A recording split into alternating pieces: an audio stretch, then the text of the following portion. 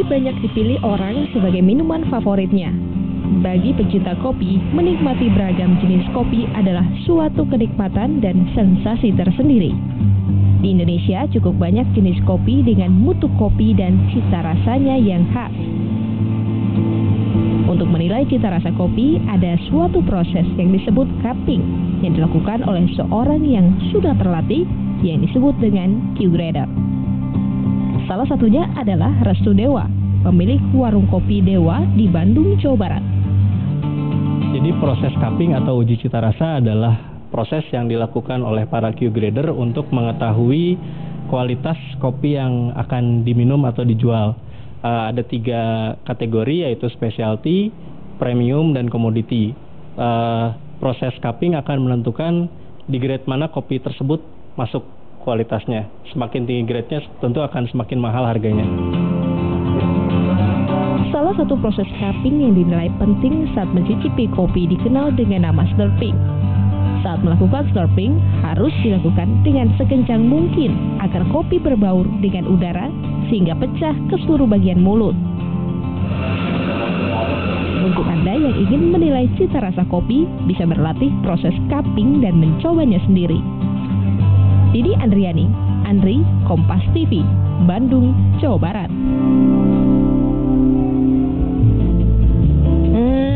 Dia udah mencium-cium nih. Aduh, pagi-pagi. Siapa sebenarnya yang nggak suka kopi ya kalau pagi-pagi? Bau kopi enak banget ya. Tapi ternyata di proses ini ada proses khusus untuk menilai cita rasa kopi, yaitu dengan proses cupping. Nah, tentunya proses cupping ini apa sebenarnya? Kita sudah hadir di studio seorang grader gitu ya. Oh, grader. Q-grader. Nah, itu adalah orang yang menguji cita rasa kopi. Ada Kang Restu Dewa di sini. Iya. Kang Restu ya dari Bandung. Iya, kan? betul, dari Bandung. Saya agak speechless sebenarnya dengan mencium bau kopi itu agak Baunya enak banget ya. enak banget itu, bagaikan surga gitu. Kita akan ditemani juga nantinya ada peracik kopi. Ada siapa nanti ya? Yang Ada Ari. namanya Ari. Oke. Adinata. Kenapa sih suka banget sama kopi, Kang Restu? Kerasa sekarang baunya, aromanya udah menyerbak. Iya sih. Udah memenuhi satu seluruh studio ruangan ini. Udah ini. enak Wah, banget. pagi-pagi yang pertama kali kita cium bau kopi itu udah bikin hati saya bahagia. Oh gitu ya. Emang penikmat kopi berarti? Emang penikmat kopi. Lalu awalnya bisa jadi Q-grader ini gimana? Awalnya karena saya penasaran sama ilmu kopi, akhirnya saya mempelajari gimana caranya menilai atau mencicipi kopi yang baik, gitu. Sampai akhirnya dapatlah satu referensi untuk bisa menikmati, untuk bisa menilai kopi, kita bisa mempelajari menjadi seorang Q-grader. Berarti Gitu. kopi itu harus penikmat kopi ataupun pembuat kopi atau Q-grader itu harus memiliki ilmu ya. Bagaimana sih sebenarnya membedakan kopi yang baik dan yang kualitasnya Apa aja yang agak- dinilai Ya, Q-grader? Jadi salah satu tugas Q-grader kan emang menilai kualitas kopi. Kualitas kopi yang dinilai Q-grader itu terbagi jadi 3.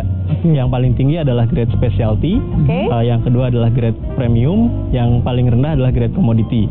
Sebuah kopi dikatakan specialty jika dia secara fisik bagus, tidak ada cacat, misalnya bolong dari serangga, tidak Boleh ada lihat pecah. nggak? Gimana Bisa. nih? Yang kayak gimana sih yang Kalau dibilang? di sini yang saya bawa memang sudah yang bagus-bagus. Oh gitu, aduh, bisa aja. Jadi jatuh kopinya. Jadi secara fisik pun ini secara kelihatan fisik memang bagus, tidak ada. ukurannya seragam, tidak ada yang Oke. terlalu besar, tidak ada yang terlalu kecil, terus tidak ada yang pecah, tidak ada yang bolong karena serangga. Jadi ini termasuk yang specialty ya, boleh lihat Nah, ini. Tapi tidak semua kopi yang secara fisik bagus masuk ke kategori specialty. Oh gitu. Jadi secara rasa pun dia harus mempunyai cupping score di atas 80. Oke. Nah, cupping score sendiri adalah suatu uji cita rasa yang umumnya dilakukan Q-grader untuk mengetahui kualitas kopi ini. Gitu. Tapi biasanya jenis kopi apa sih yang masuk di specialty itu? Kalau untuk specialty sendiri itu khusus untuk Arabica. Oh gitu. Karena kalau untuk Robusta istilahnya bukan specialty tapi fine. Kenapa tuh? Fine Robusta. Beda klasifikasi aja. Jadi beda nama. Kalau untuk Arabica istilahnya specialty, kalau untuk Robusta istilahnya fine. Fine Robusta dan specialty Tapi Arabica. Q-grader ini bisa menilai semua jenis kopi ya, bukan hanya Arabica saja. Kalau untuk saya itu spesialisasinya di Arabica. Oh, Jadi gitu. Q Arabica grader. Ada Arabica juga grader. Q Robusta grader. Jadi untuk saat ini saya masih ada di tahapan Arabica. Gimana nih proses sertifikasinya sampai sekarang Kang Restu udah bisa disebut sebagai Q-grader? proses pendidikan Q-Grader sendiri berlangsung selama 6 hari. Dengan 3 hari itu pemberian materi dan 3 hari ujian. Cuma 6 hari udah langsung disebut Q-Grader? Harus lulus ujiannya. Gitu. Untuk lulus ujiannya ada 19 mata ujian. Wow.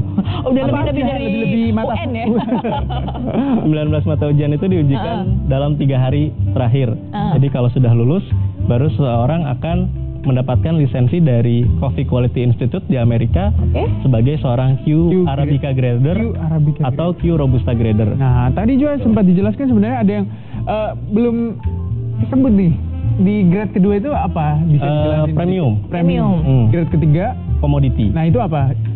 Jadi itu adalah kalau untuk kopi premium sendiri yang mempunyai nilai cupping score di atas di bawah 80 sampai 70. Untuk commodity di bawah 70. Jadi secara rasa memang tidak sebaik yang specialty. Dan ada toleransi terhadap cacat.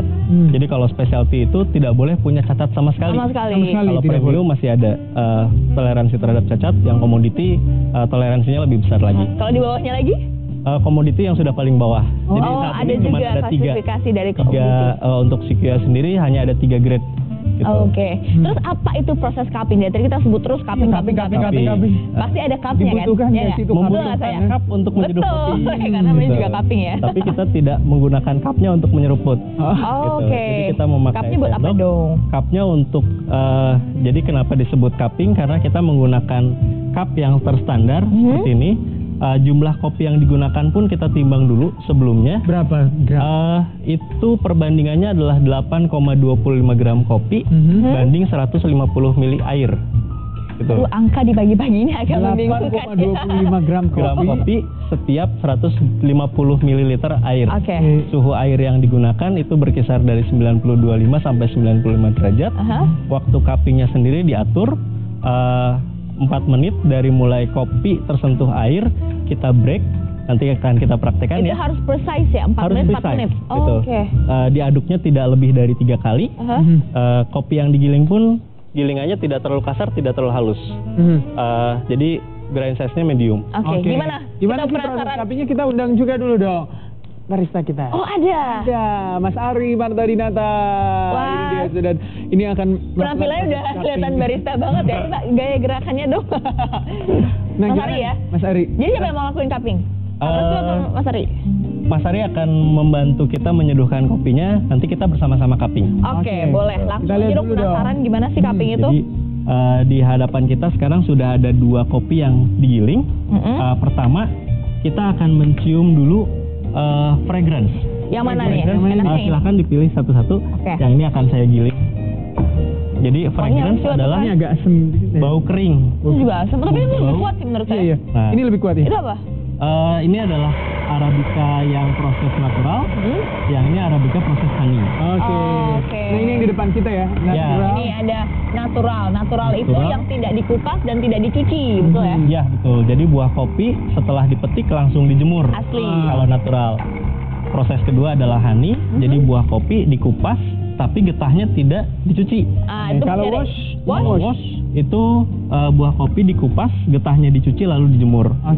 Jadi kita akan mencoba membedakan apa sih perbedaan rasa dari proses wash, honey dan natural.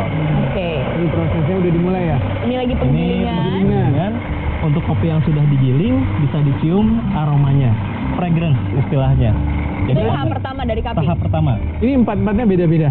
3 beda, ini yang 2, 1 yang ini sama dengan wash. Jadi kita akan kalau habis digiling kita agak susah membedakan ya. Kalau nggak expert.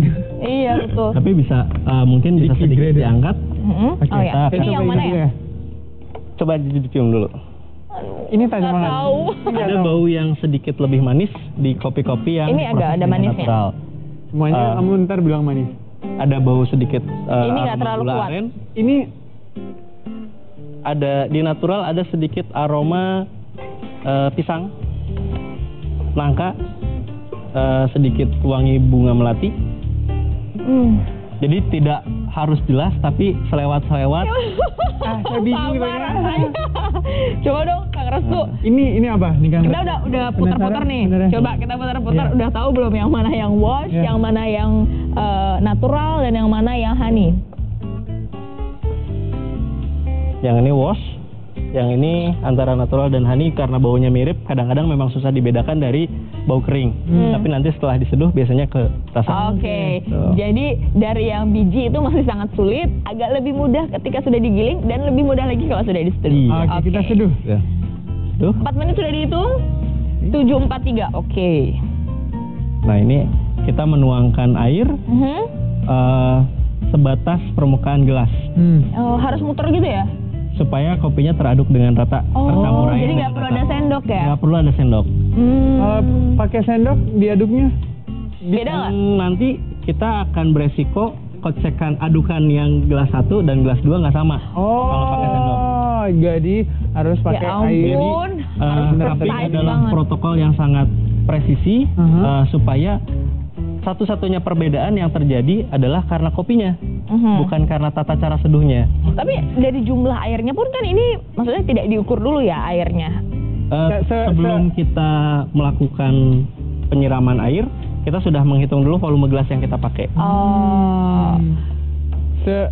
Jadi kira-kira sama-sama lah ya, atasnya sampai benar-benar Ada batas ketutup toleransi, semua.